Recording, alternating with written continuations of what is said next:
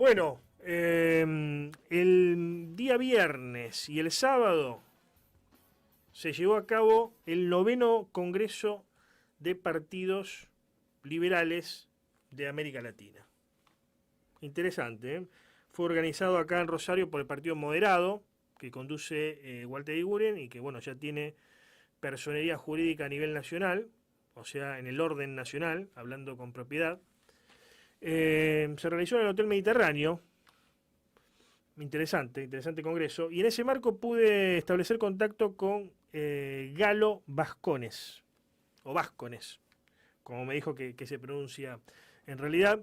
Galo Vascones es de Ecuador, es presidente ejecutivo de la Agencia de Desarrollo de Bolívar, que en realidad es la Corporación de Desarrollo Económico y Competitivo, CODECOP. Es una agencia que tiene como misión articular intereses entre lo público y lo privado. Tanto que a veces falta eso en la Argentina, ¿no? Articular intereses entre lo público y lo privado para el desarrollo de la nación. Y bueno, le digo, vamos a hablar justamente de eso, a Galo, por eso lo cité para hoy en esta comunicación, porque lo que hay que debatir en la Argentina y en Latinoamérica es el desarrollo, que no es lo mismo que crecimiento. Crecimiento podemos crecer a tasas siderales. Ahora, si el crecimiento no es equitativo, que ahí sí viene el desarrollo, porque el desarrollo es crecimiento equitativo, no sirve. Bueno, vamos a hablar con Galo. ¿Cómo estás, Galo? Buenas tardes. ¿Cómo estás, Galo? Muy buenas tardes, Antonio. Gracias por el espacio. Un saludo fraterno a todos los hermanos argentinos desde Ecuador, la luz del mundo. Estamos aquí a las órdenes para hablar y debatir justamente del tema de desarrollo económico local y todas aquellas posibilidades que se tienen en América Latina para empezar un verdadero proceso de desarrollo. La articulación pública-privada es una necesidad absolutamente imperiosa en todos los países de América Latina. Eso es un mecanismo y un modelo que deberíamos seguir todos, puesto que aparte del sector público y el privado, aquí tienen que intervenir todos los actores socioeconómicos de un territorio. Adicionalmente a ello, la academia, por supuesto, y entonces en esa medida se establecen opciones estratégicas de desarrollo para impulsar aquellas necesidades que son sentidas, pero que además tienen potencial dentro de la vocación territorial de cada una de las jurisdicciones en las que nos desarrollamos. Y la economía lo que tiende es justamente a que sea un mecanismo por el cual empecemos a salir de la pobreza. El problema no es la riqueza, el problema es la pobreza y por lo tanto esa hay que eliminarla, hay que combatirla y hay que producir toda clase de iniciativas que produzcan la posibilidad de mejores días para todos los ciudadanos de América Latina. Es un mercado de más de 660 millones de habitantes que definitivamente tendríamos que empezar primero a articularnos todos nosotros y empezar una verdadera tarea de mercado entre nuestros países que están muy cercanos y posteriormente hacia el mundo. Ahora, ¿cuál desarrollo es posible en las condiciones que estamos en pleno siglo XXI? Si vamos a la historia, los años 60, los años 70, se debatía sobre si desarrollo o dependencia. Entonces se debatía con la CEPAL principalmente, pero bueno, de diferentes ideologías daban su postura al respecto. ¿Y cuál era la teoría? Bueno, si no nos desarrollamos vamos a ser dependientes o vamos a seguir siendo dependientes. Y el desarrollo principalmente era lograr desarrollo capitalista en lo industrial, ¿no? Y poder hacer la transición hacia la industria pesada, que algunos países la pudieron hacer, como Brasil, pero otros como Argentina no. Por ejemplo, nos quedamos en la línea blanca, por ejemplo, con los gobiernos que más llegaron, o las automotrices, como el peronismo o el frondicismo. Hoy en día, ¿qué desarrollo es posible? Cuando se habla de desarrollo para América Latina, ¿se piensa en el desarrollo industrial o se piensa en el desarrollo agrario o agroindustrial, pero en definitiva beneficiar al sector que mejor está independientemente de lo que diga la teoría? El capital liberal es el que tiene que implementarse en nuestros países desde la perspectiva de que siendo 41 millones de ciudadanos de América Latina que estamos desplazados a nivel de migración, y por supuesto son los que generan a través de sus remesas más de 155 mil millones de dólares en regreso, retorno a los países, producto del trabajo de esos hermanos que viven y trabajan fuera. Entonces, por lo tanto, quiere decir que más que la inversión extranjera directa, llega el trabajo duro de los ciudadanos que deciden migrar por la falta de oportunidades en cada uno de nuestros países. Por lo tanto, entonces tenemos que cambiar el sistema productivo a un sistema que defina un cambio de la matriz productiva desde el punto de vista de que la materia prima como producción ya tiene que cambiar o migrar a un nuevo estatus, que es el de incorporar valor a la producción agroproductiva, a la de servicios y por supuesto también a la de materia prima. ¿Puede existir alguna suerte de protección para el desarrollo de la industria o la considerás que no serviría para las circunstancias que hoy tiene Latinoamérica, ¿no? Y los países subdesarrollados? El proteccionismo no es positivo desde ningún punto de vista, porque los países se manejan en función de intereses. Los intereses que tiene cada uno es venderle al otro lo más posible.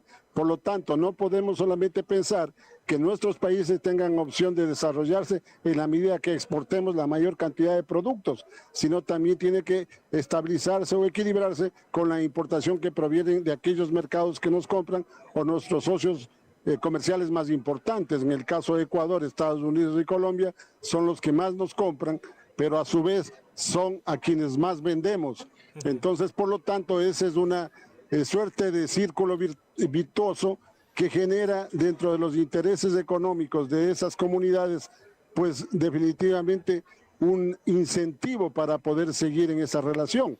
Lo propio tiene que pasar entre países nuestros, y me refiero a los países limítrofes y adicionalmente a todos los países que forman parte de Sudamérica. Tenemos un mercado potencial de 120 millones de ciudadanos en todo Centroamérica, y quiere decir que en Sudamérica tenemos como 400 y pico de millones, que por supuesto ese es un gran potencial para empezar a definir cuál es la estrategia de comercialización, en qué productos potencialmente hacemos que la vocación territorial ponga sus mayores esfuerzos para efectos de tener la mayor cantidad de ingresos en divisas. Pero además tenemos que incorporar a este proceso tecnología.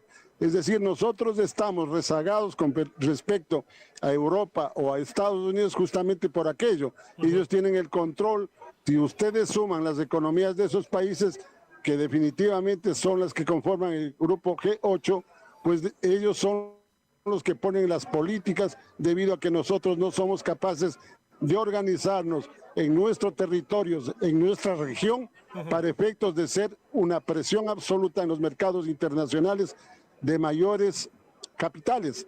Y además de eso tenemos que abrir también a la inversión extranjera y retener la inversión local con incentivos. Bien.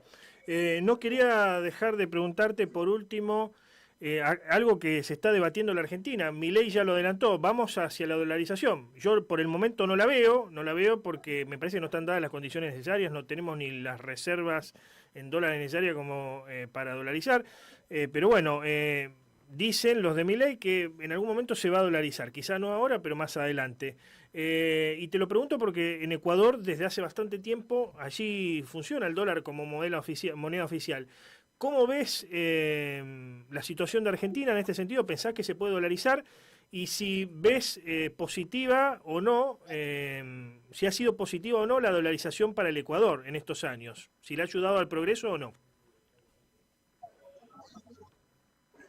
La mejor decisión que tomó el Ecuador en el gobierno del señor Yamil Maguad es dolarizar la economía, en la medida de que veníamos de una hiperinflación con un fenómeno del Niño muy agravado, y adicionalmente a eso las importaciones y exportaciones habían disminuido, por lo cual tuvimos que proceder a default en la deuda externa, y eso posibilitó que generemos los suficientes recursos para que Estados Unidos, en el señoraje inicial, pues nos de la cantidad de dólares que definían nuestra economía. Entonces nuestra economía tenía aproximadamente 9.000 millones de dólares del Producto Interno Bruto.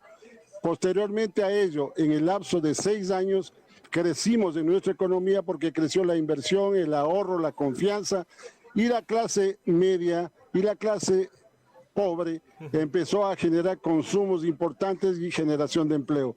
Por lo tanto, esa etapa de nuestra vida política y democrática fue la de mayor auge. Llega el 2017, con un nuevo gobierno de corte socialista, y él no puede salir de la dolarización, porque la única cosa más popular que cualquier político es la dolarización en el Ecuador. Estamos 24 años disfrutando de esta muy buena decisión, que por supuesto además vino acompañado de la firma de paz con el Perú, y por ello, además de otros factores, pues definió que la población se empodere y ahora tenga el 90% de aceptación en todas y en todos los hogares de cada una de las provincias y jurisdicciones territoriales del Ecuador. Yo le diría a la Argentina y al presidente Milei que dolarizar es una de las mejores soluciones que puede optar el pueblo argentino, en la medida de que el esfuerzo y el sacrificio inicial de pocos meses va a determinar que en el lapso de un año, que es lo que nos costó a nosotros, pues la economía empieza a tener un real rumbo de certezas en todos los ámbitos, y por lo tanto, entonces, si una experiencia positiva como la nuestra de 24 años, así como la de El Salvador y Panamá, que es mucha más antigua, pues dan la medida clara de que no hay que tener esos temores absurdos en función de narrativas que lo que crean es temores infundados.